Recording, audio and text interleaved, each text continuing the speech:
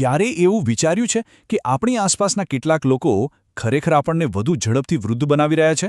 ના, આ કોઈ મજાક નથી, પણ એક વૈજ્ઞાનિક દાવો છે. ચાલો, આજના આ વિશ્લેષણમાં આપણે આ ચોંકાવનારા દાવા પાછળનું વિજ્ઞાન સમજીએ.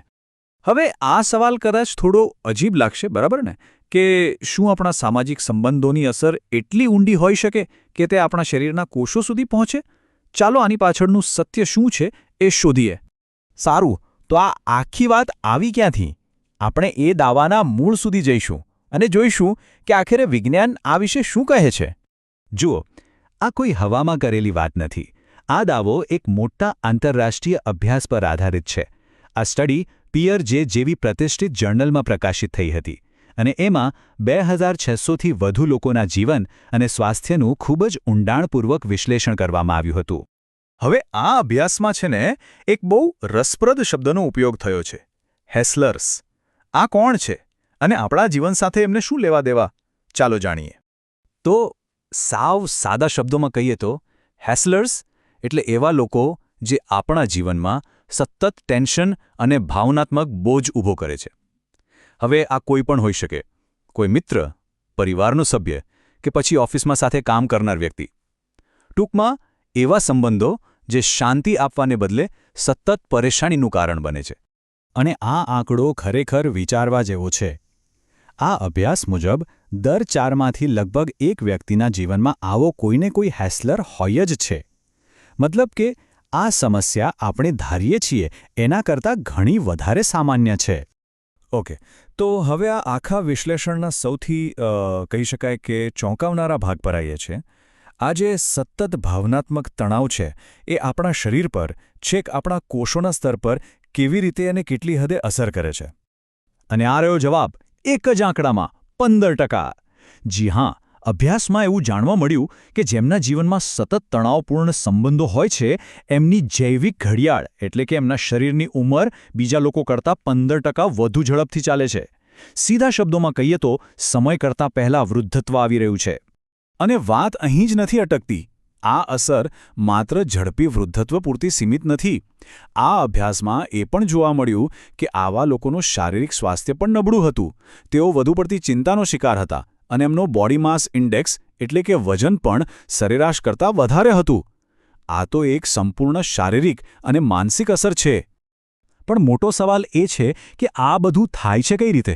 ભલા કોઈની સાથેનો ભાવનાત્મક સંબંધ આપણા શરીરના કોષોને કઈ રીતે નુકસાન પહોંચાડી શકે? ચાલો એની પાછળનું વિજ્ઞાન સમજીએ. આ બાબતે નિષ્ણાત ડૉક્ટર વી મોહન બહુ સરસ રીતે સમજાવે છે. તેઓ કહે છે કે લાંબા સમય સુધી ચાલતો તણાવ શરીરમાં ઓક્સિડેટિવ સ્ટ્રેસ વધારે છે.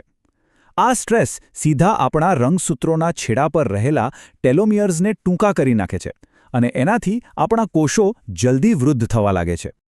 આ જુઓ, આખી પ્રક્રિયા એક ચેઇન રિએક્શન જેવી છે. સ્ટેપ 1, સંબંધોમાંથી સતત તણાવ પેદા થાય છે. સ્ટેપ 2, આ તણાવ શરીરમાં ઓક્સિડેટિવ સ્ટ્રેસ વધારે છે.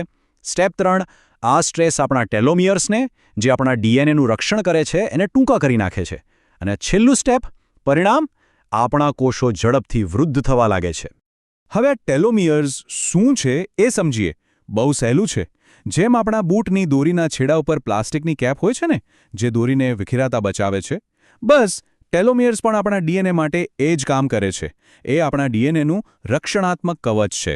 અને જ્યારે તણાવના કારણે આ કવચ જ નાનું થઈ જાય ત્યારે આપણા કોષો નબળા પડી જાય છે અને એમને પોતાની જાતને સુધારવાની ક્ષમતા પણ ગુમાવી દે છે.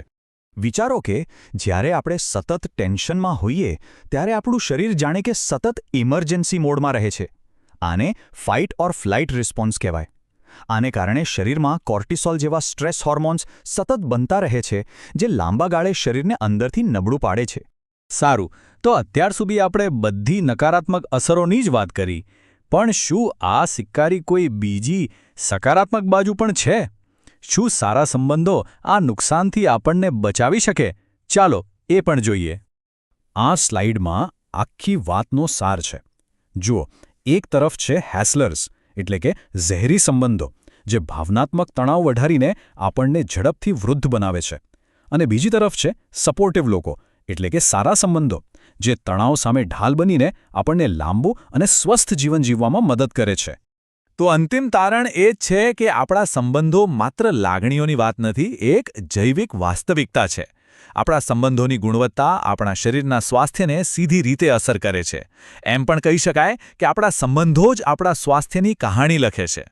તો અંતે એક સવાલ જે આપણે સૌએ પોતાની જાતને પૂછવા જેવો છે, જો આપણા સંબંધો આપણા શરીરના કોષો પર એ કહાણી લખી રહ્યા છે, તો એ કહાણી કેવી લખાઈ રહી છે? શું એ સ્વાસ્થ્ય અને ખુશીની છે કે પછી તણાવ અને વૃદ્ધત્વની?